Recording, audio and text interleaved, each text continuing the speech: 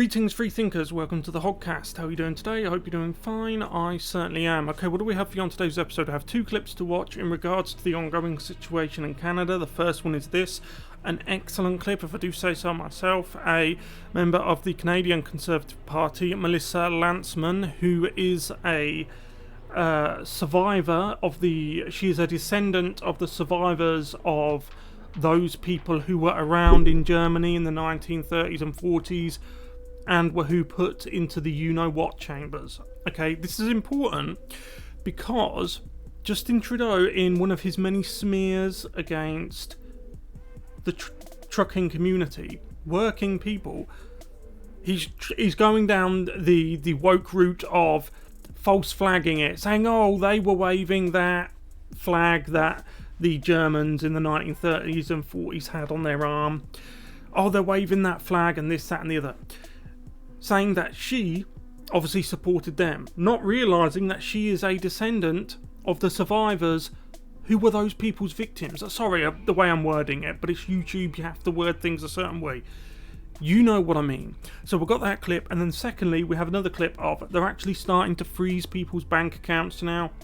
Horrendous. Without a court order, remember how they were bragging that they were going to do it to people without a court order. And Trudeau, remember, this is the guy who was saying that those truckers were essential for the last 2 years. This is the guy who claims to be for the working people. Yet he and his, clearly, you don't even have to listen to what their mouth says. The next time Trudeau is addressing the truckers, look at his eyes. Look at his expression. He has complete disdain for working class people, complete disdain. And the best thing that this whole sorry situation has done is it's woken up yet even more people who were previously pros to just how much the establishment really looks down on you. So we'll get into these clips now. If you haven't yet though, please like the video, subscribe to the Hoggcast, hit the notification bell and share the video around. That'll help us stay competitive, hopefully, with CNN, MSNBC, the others that get propped up, because I am shadow banned and deboosted, because I am the underdog and I am a conservative commentator. I also have a membership scheme.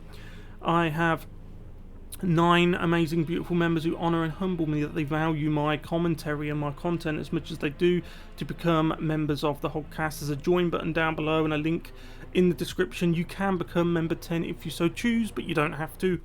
Okay, let's go.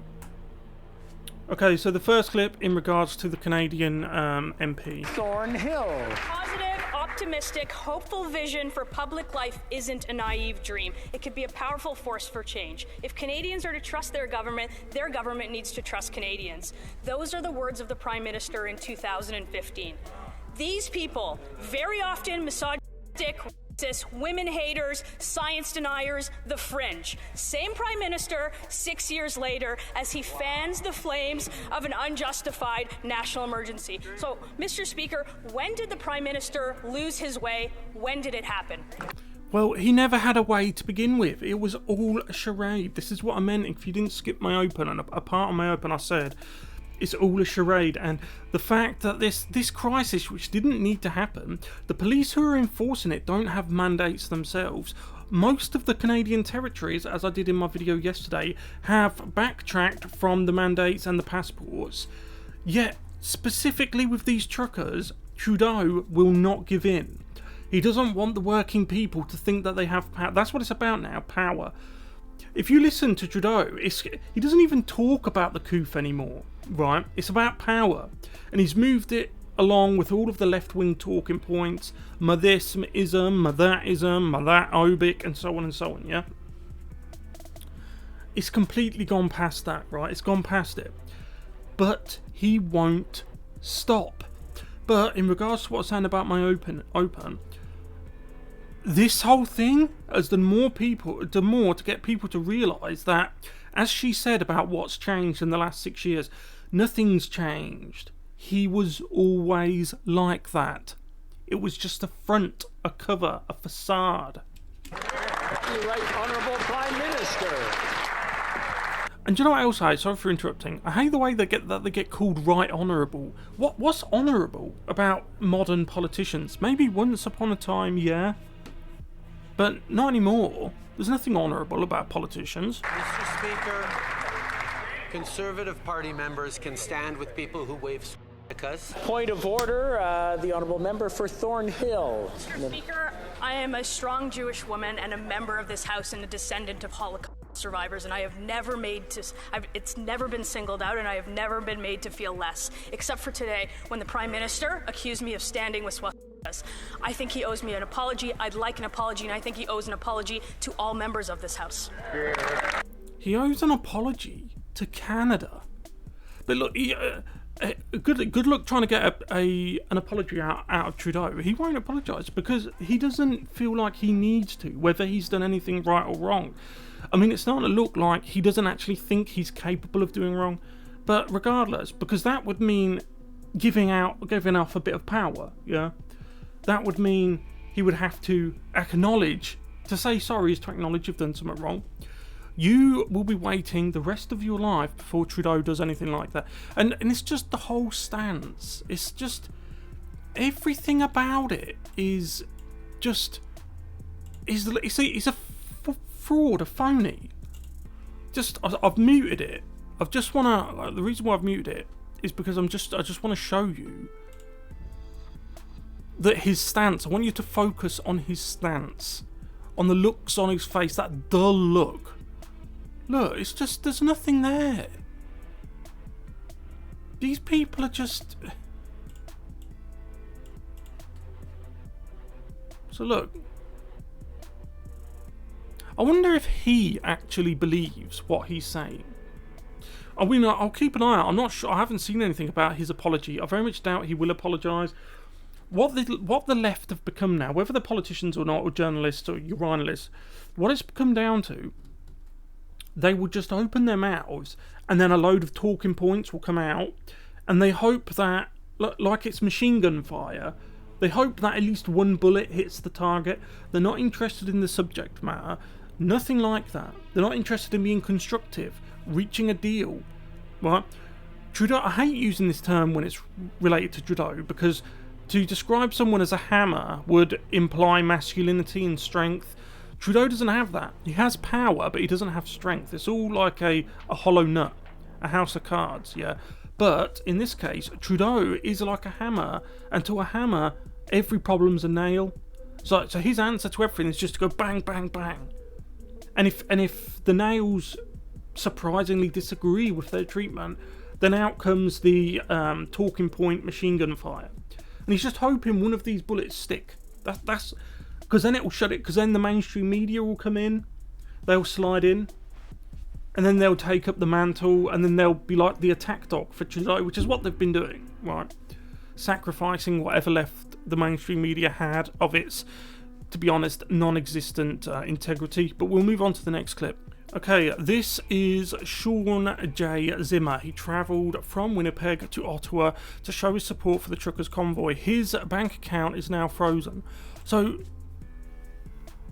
this is the thing. This is what I mean about being a hammer. Justin Trudeau hasn't thought about what happens after this. Because he's a hammer, his only point of view is a nail, yeah? So the nail has to be hammered. He hasn't stopped to think what happens. These people have families, right? These are the people that make the country work. They're the cogs in your machine, Trudeau, because you think you're the master of the machine. You don't realise that these cogs, these human cogs, they have brains, yeah? They're not like machines. They won't just work forever until they stop, right? So what happens now? And have you seen, sorry as an aside, have you seen in the United States at the moment, the guy who tried to do that to the Democrat mayoral candidate? I'm sure you know what I mean. The guy who tried to do that to the mayoral candidate, the Democrat mayoral candidate, and the person who did it. The usual suspects from the usual three-letter organisations, yeah? They used money that was meant for poor people, for poor African-American communities, and they used it to bail him out. No bank accounts frozen there. They have used money that was meant for disadvantaged people to bail out someone that tried to do a targeted you-know-what on a political figure. No bank accounts stopped there. Sean Zimmer. I'm from Winnipeg, downtown in Parliament Hill in Ottawa right now. And as some of you might know, my account got frozen for trying to help fund families that are in need of their food. And just got from my bank. They have shut down my bank account due to the federal government's demands on that. No need to worry though, we have many ways to get around it. Shoot me a message if you need help with that. So what happens to these people's money? And it's like, as society continues... as society continues to fragment, aren't more and more of these people that, like, people who work in these banks, people who work in offices in the police department and all of this, surely, I know that just following orders is a powerful doctrine, but surely there comes a point where you think, why am I doing this? Like, for example, what happens to his money now? He's worked hard his whole life. Unlike the ungrateful politicians, he actually pays tax. This is the thing. Trudeau doesn't understand that he's a public servant. He thinks he's a king, a dictator. Yeah, he doesn't understand that he's actually supposed to serve his constituents, the people who are actually a part of the convoy. He doesn't get it though. He doesn't understand it.